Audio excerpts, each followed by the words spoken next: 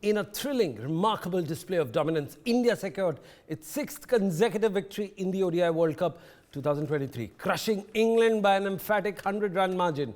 Well, this victory marked India's first World Cup win over England in 20 years, with their previous triumph dating back to a memorable 82-run victory in Durban in 2003. Batting first after losing the toss at Lucknow's Ikana Stadium, Team India posted a absolutely modest total of 229 runs for 9 wickets in the other allotted 50 overs, representing their lowest score against England in a World Cup since 1999. England, chasing a target of 230 runs, faltered against India's formidable bowling attack and was dismissed for just 129 runs, with Mohammad Shami claiming 4 wickets back, Jasprit Bumrah 3, and the spin duo of Kuldeep Yadav and Ravindra Jadeja contributing 3 dismissals. This match also marks a historic moment as Rohit Sharma captained India for the 100th time in international cricket, becoming the 7th Indian to achieve this milestone with 6 consecutive wins in as many matches. India now tops the point table with 12 points, while England finds itself at the 10th spot with only 1 win out of 6 encounters. Well, we'll now get 2 of our eminent panelists from various parts of the world and then join with Tasneem Granger, who's in the studio. But first, I'd like to go to the man whose ward couldn't play yesterday pretty well as India expected, Mr. Rajkumar Sharma, Virat Kohli's coach. And then we'll be joined by David Brooks, who famously said yesterday, "Emperor has no clothes." We'll come to that in a while. Mr. Rajkumar Sharma. Sir, did you enjoy the Indian dominance in bowling for a change?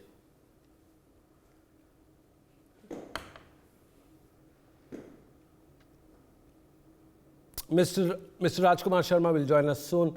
But the man who famously said, "Emperor has no clothes," would like to get David Brooks. Good morning. It's 5 o'clock in London. Thank you for joining. Well, you've got to unmute yourself, David. David, you've got to do your sound check. Yes. Technology has its own downfall. I think, Tasneem, while David Brooks does his sound check, let's talk about yesterday's game very quickly. And I think Mr. Rajkumar Sharma is back. Can he hear us? Mr. Rajkumar Sharma. Sir, good morning, if you can hear us. Yeah, I can. Sir, how was the match in the stadium yesterday? You are still in Lucknow, as we understand. Yeah, it was a tremendous, game of cricket, and it was such an electrifying atmosphere. You won't believe, I've seen so many matches, but yesterday it was just a real fantastic game, and so much of fun in the ground. Chants, fans cheering for Indian team. It was wonderful atmosphere, and the way Indian bowlers bowled, that was remarkable. Especially Bumrah and Shami, they were just outstanding.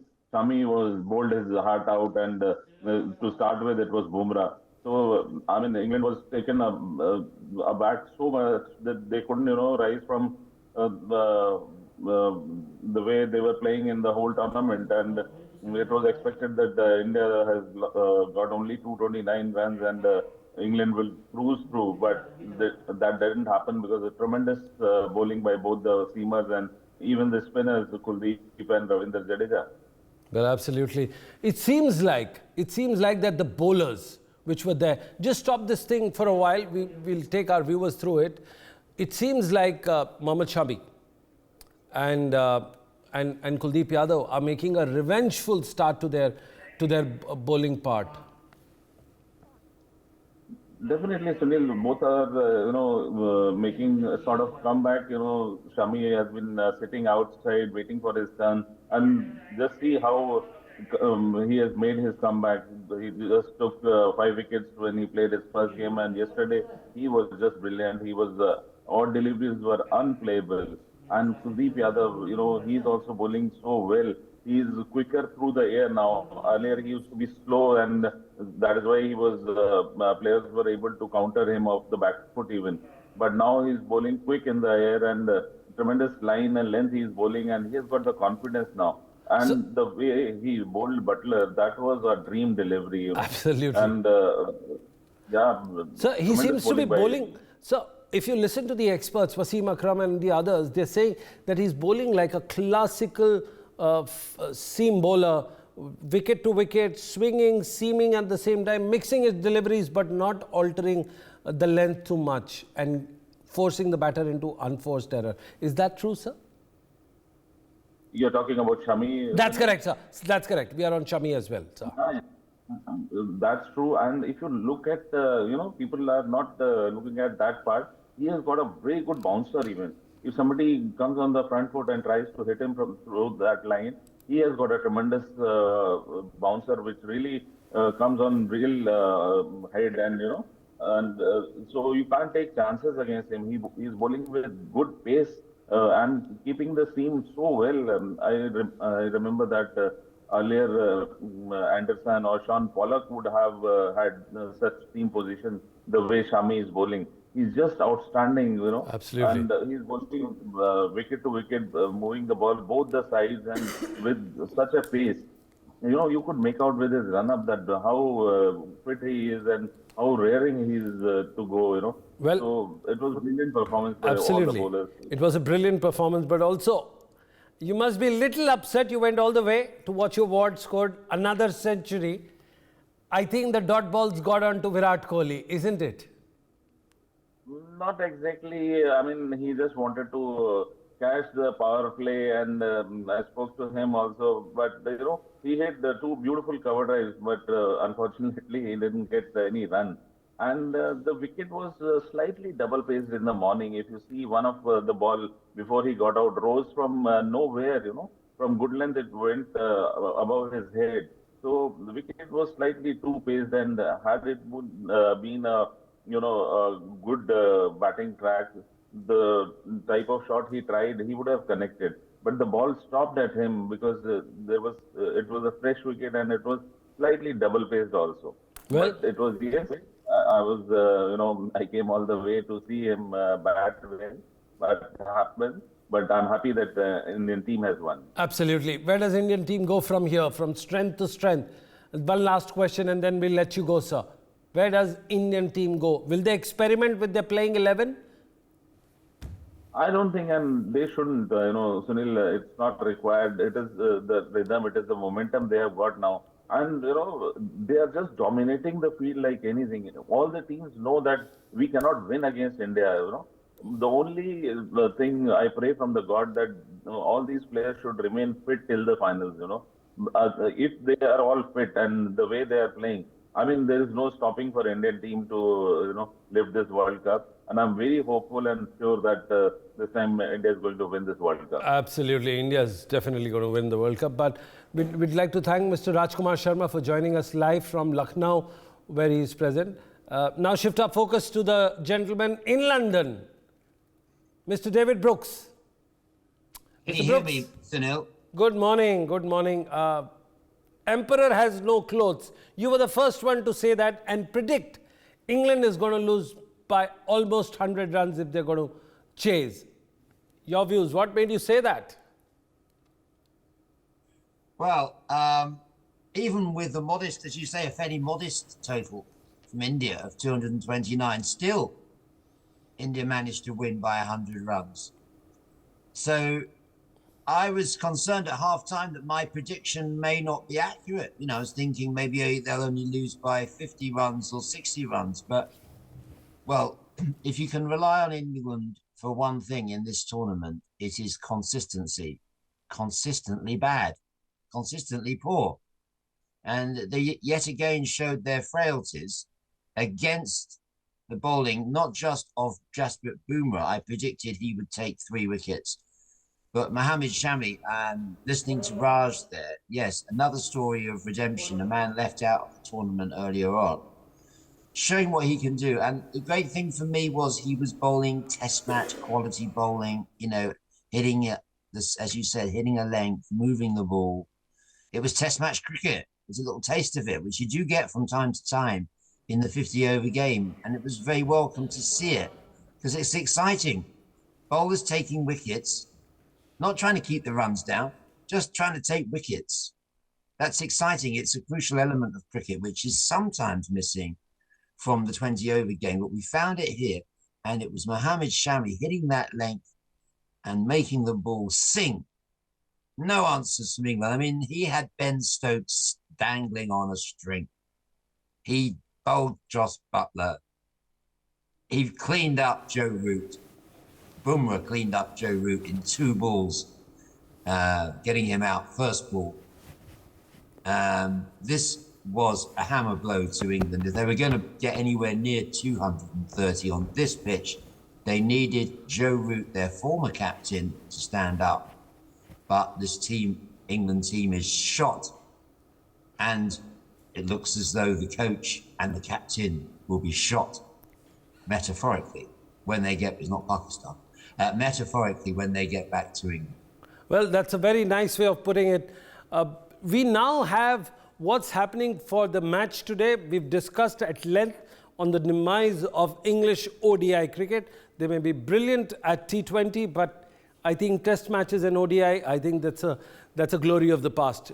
David, keep joining us. We're going to now discuss about how things are happening in the match against Sri Lanka and Afghanistan. Now, what we've done here with our team of experts, we managed to cull out some data that talks about from the 1st to the 10th over in the first phase. The second phase is from the 11th and the 40th over, and the third phase is 41st over to 15th. I have with me Tasmin Granger, the current Zimbabwean cricketer, women's cricketer, played for 15 years, still going strong, and she's helping me to represent the data. David, please stay on the phone. We're going to just talk about the 1st to 10th. How is the game looking today? It looks inconsequential to people, but Afghanistan can still be the party poopers. Yeah, definitely. You know, I'm with you on that one. Both teams here are still fighting to stay within the top 7 so that they book a place for themselves in the upcoming Champions Trophy as well. Now, this is the Champions Trophy, David, as you know, is happening in Pakistan/UAE, and the top 8 teams make it there. We'll come to the fact that England still doesn't have a qualification for that. Does that make you sad before we get on to the stats? No, it makes me very happy, because it's about time England had a wake-up call here.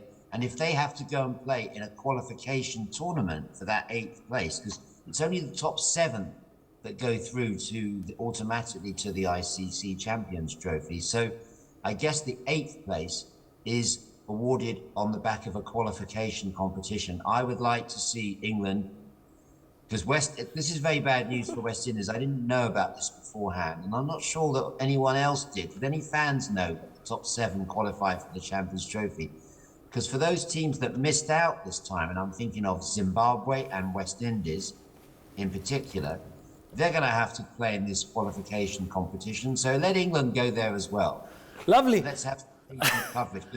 As you know, England team is languishing at the bottom. The defending champions at the bottom, but we'll come to the stats right now from the 1st and the 10th over. Tasmin, just take us through where Afghanistan is through. Again, we're talking about this World Cup and not the previous stats. This is this World Cup's data. Go on. So currently in 5 innings, they've both used a total of 4 batsmen so far this innings, meaning that their top order has been pretty solid for them, you know, regardless of maybe losing 1 or 2 wickets as they go along in the first power play, both teams here. Afghanistan have a total of 248 runs as opposed to the 289 by Sri Lanka. But the strike rates are what interesting for me. Sri Lanka's strike rate is sitting at 96.1 as opposed to just 82 for Afghanistan. But the average runs scored, Afghanistan coming out tops here for me, sitting at 62 runs on their average and 41. Now, more important thing here is runs are being scored, but at the same time, you lose out on a wicket. Now, what it does, when you get a great start in the first 4, 5, 6 overs, you lose a wicket. And that's where the slowing process comes in. Yes, Tasmin. Yeah, definitely. So I would personally say not much coming. You can't take much away from both teams' top order. They have been grinding out there. They have been grafting to set a platform and a foundation for their teams in the middle orders. I'm going to move on to 11 to 40 right now. Yes. So Afghanistan, again, you can see them coming out tops. They have 800 runs as opposed to just 652 coming out by Sri Lanka sitting on 800, Afghanistan on 652. The strike rate again of Sri Lanka tells you that they're out here not just waiting around for things to happen, but they're definitely coming out in the middle overs, looking to accelerate. I would say they are definitely scoring more runs as well, because if you go on and you check again, their boundaries per runs as well, they're sitting on 51.25 as opposed to just 42.94. Now an interesting part here, this is where the bulk of the overs are bowled from the 11th to the 14th. There's a strike rotation, there is skim running, but at the same time, what ails Sri Lanka is the loss of wicket, but Afghanistan here has more loss of wickets. Yep, just one extra as well. So 5 wickets are lost by Afghanistan and 4 are lost by Sri Lanka. So when we are talking about 30th to 40th over, we could assume Sri Lanka is at 5 wickets down already. Am I right to say that? Definitely. Absolutely. Now, this is the important part, and this is where I'd like to get in David Brooks. We have 41 to 50 overs coming in with Sri Lanka and Afghanistan. The innings that we looked at, Afghanistan has only played 3 of those innings and Sri Lanka 4. But look at the number of runs scored, 185, 139. That's all right, but still, this is where Afghanistan explodes. Look at the strike rate. The last 10 overs are all about strike rate, and the strike rate is over 100. It's 105 as compared to Sri Lanka's 86.88. 86.88. So you have a huge gap here, and that's why Afghanistan scores the run in the majority of manner that they do. We also want to look at the average wicket lost, which would be... Definitely. You know, again, Afghanistan just looking a lot stronger in the last 10 as opposed to Sri Lanka. Sri Lanka losing 3 wickets in their last 10. So that's going to tell you they've lost 5 above them, plus another 3. They'd be down for the loss of 8. Meaning that they don't entirely have the strongest tail to be batting with in the last 10 So overs. what it means, Tasneem, is that while Sri Lanka may be consolidating, and I'd like to get David here. David, your assessment of the way Afghanistan plays in the last 10 overs, your views quickly, before we move on the show. Yeah. They've played it very well, Sunil, and you have to give credit to their batting coach, Jonathan Trott. He wasn't the first choice. My good friend Graham Thorpe, who remains in hospital, was the first choice. He's not well enough to take that role. Jonathan Trott, former England batsman, took that role, and I think he's really solidified this Afghanistan team. And it's interesting, those stats from Tasneem. These two teams are pretty evenly matched, actually, when you look at it. And their last encounters, the games have been very close. I would envisage another very close game today, and with both teams harbouring faint hopes of a semi-final qualification place, there's a lot riding on this. Sri Lanka have hit form, haven't they, recently, with 2 wins over England and Netherlands, and Afghanistan have looked great all tournament. So it promises to be a very interesting fixture. When we wrap up this question, when we wrap up this entire program, who do you think is the favorite today when we look at the stats right now here? Who do you think will have the head start? David? Well, Sri Lanka will be the favourites because of the length of time they've been playing at the top level. Afghanistan have only joined the top table recently. But if you look at it, and also Sri Lanka coming in off the back of those 2 wins, but it's too close to call today. Absolutely. I just think it's going to be a game very well worth watching, and with an exciting finish. If these 2 teams can be at their best today, it promises to be a really exciting match, and it will keep the top 4 teams on their toes, because it will mean whoever wins today has still got a chance of qualifying for the semi-finals, and it's pressure on all 4 semi-finals, well, at least 3 of them, that if they do slip up in their last couple of matches, then Sri Lanka or Afghanistan will take their place. I mean, it's hard to choose. I love Sri Lanka cricket. Well, David, we get your verdict. David, we get your verdict right now. Before we wrap up our show, Tasneem, one quick word from you. Who's going to be the favorite today? Is there an underdog? I'm with Afghanistan on this one. You know, I'm all for new teams coming in and shaking things up, definitely. Well, absolutely. This is the same Afghanistan that humbled David's England. And that's all time we had for this wonderful session of data, stats, analytics, everything which is real time. And stay tuned for more. We'll be back in the evening with more data, more statistics, more analytics, and more of David Brooks when he tears apart the English cricket team. For more such videos, subscribe to the NewsX YouTube channel, hit the bell icon.